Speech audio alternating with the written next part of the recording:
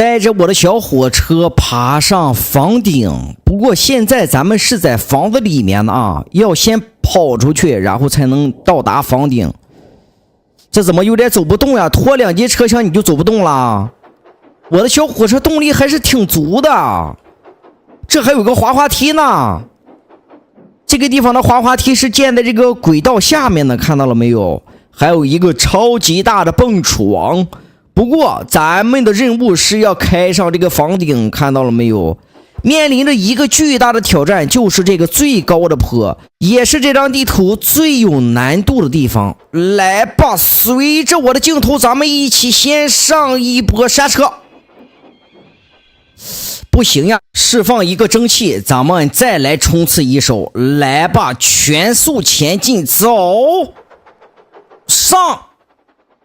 这样能上去吗？差一点，火车都冒黑烟了。还有一次机会，兄弟们，还有一次机会，没事儿，往后倒车，然后走，全速给油，上，差一点，加油，上去吧，终于算是上来了。